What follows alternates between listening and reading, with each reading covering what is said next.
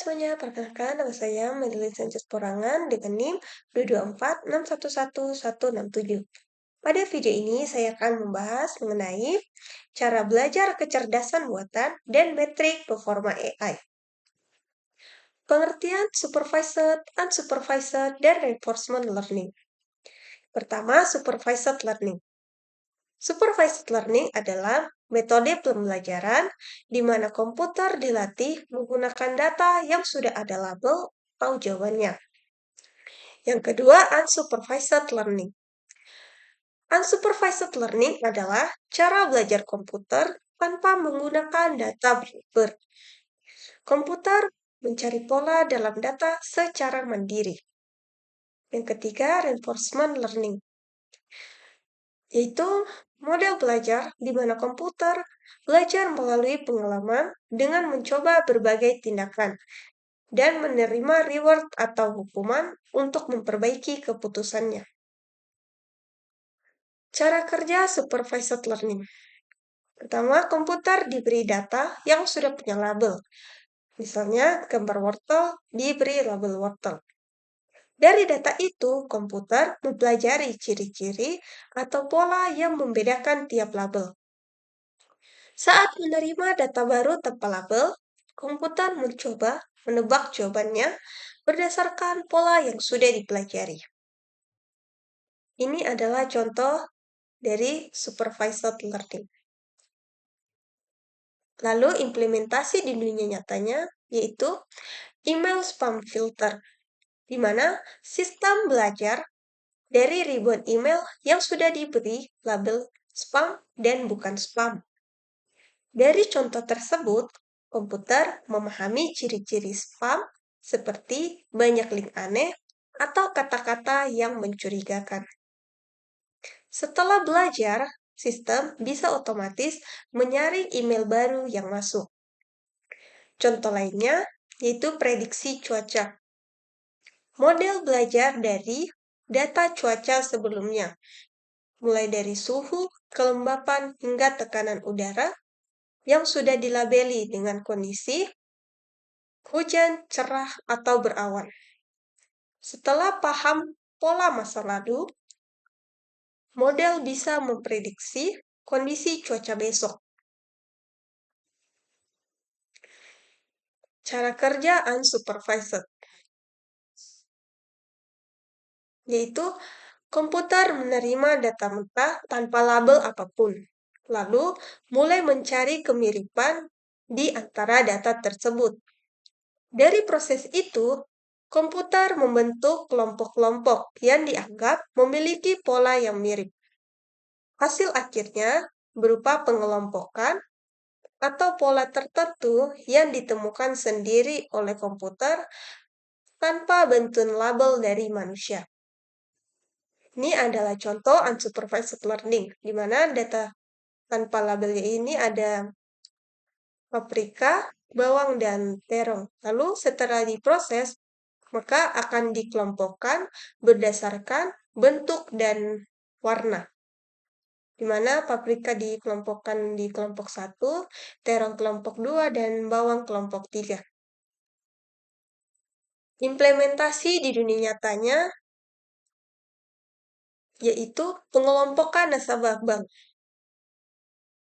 di mana komputer menganalisis data seperti frekuensi transaksi, jumlah tabungan, dan tipe layanan yang sering digunakan.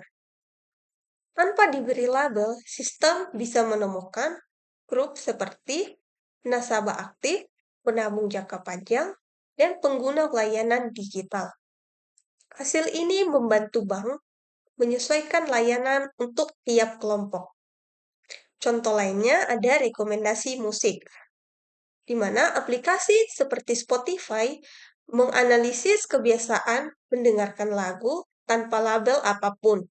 Dari pola lagu yang diputar, sistem otomatis membuat kelompok selera musik seperti pop melo, lofi, atau rock klasik. Dari situ, rekomendasi lagu bisa lebih personal. Cara kerja reinforcement. Yang pertama, komputer berperan sebagai agen yang berada pada suatu situasi tertentu. Agen memilih sebuah tindakan dan informan memberikan respon berupa reward atau hukuman. Pengalaman tersebut disimpan, dan agen akan mencoba mengulangi tindakan yang menghasilkan reward yang lebih besar di masa depan. Proses ini terus berlangsung terus-menerus, sehingga agen semakin mahir menentukan tindakan terbaik berdasarkan pengalaman sebelumnya. Lalu contohnya itu seperti kita melatih kucing, di mana jika kucing melakukan hal yang benar, maka akan diberi makan atau reward. Jika salah, maka kucing tidak akan diberi apapun. Jadi lama-kelamaan kucing akan tahu tindakan mana yang lebih menguntungkan. Ini adalah contoh reinforcement learning. Lalu implementasi di dunia nyatanya, yaitu robot yang bergerak sambil menghindari rintangan. Bot dalam game belajar menghadapi pemain dengan mencoba berbagai strategi. Bila strategi membuatnya menang, itu menjadi reward. Jika kalah, dianggap hukuman. Dalam beberapa waktu, bot bisa beradaptasi dan menjadi semakin pintar menghadapi pemain. Contoh lainnya yaitu sistem pengaturan lampu lalu lintas, mana sistem bertindak sebagai agen yang mengatur durasi lampu hijau dan merah. Jika pengaturan tertentu membuat lampu lalu lintas lebih lancar, sistem mendapat reward. Jika membuat macet, sistem mendapat penalti dengan terus mencoba. Dengan terus mencoba, sistem akhirnya belajar pola terbaik untuk mengurangi kemacetan. Nah, kita masuk ke metrik performa supervised learning. Dalam supervised learning, performa model biasanya diukur menggunakan 3 konsep utama. Yang pertama, query, menggambarkan seberapa besar bagian prediksi yang benar dari seluruh data yang diuji.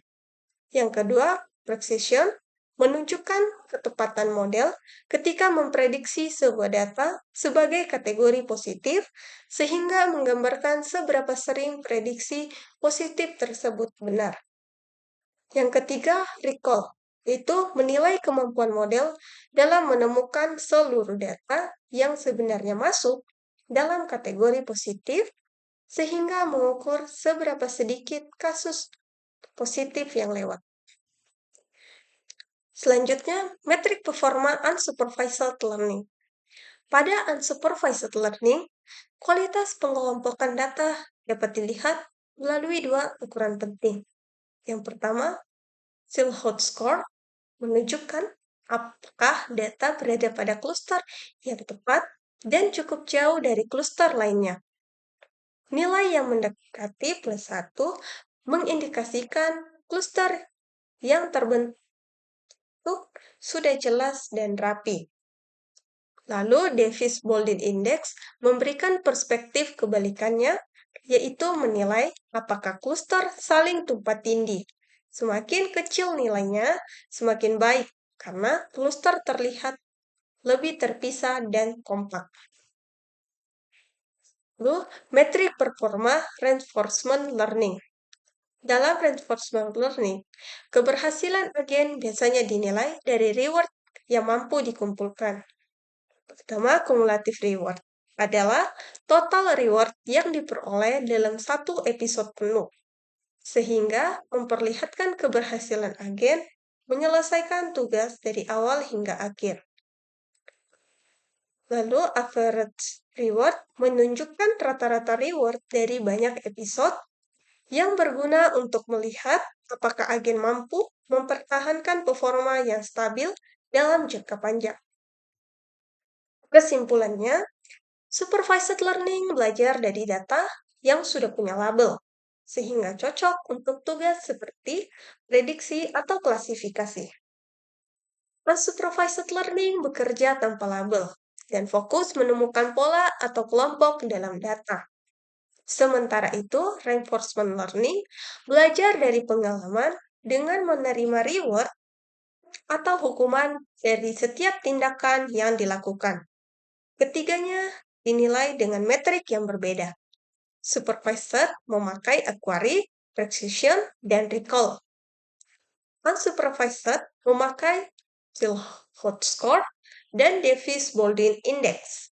Sedangkan reinforcement melihat seberapa besar reward yang berhasil dikumpulkan.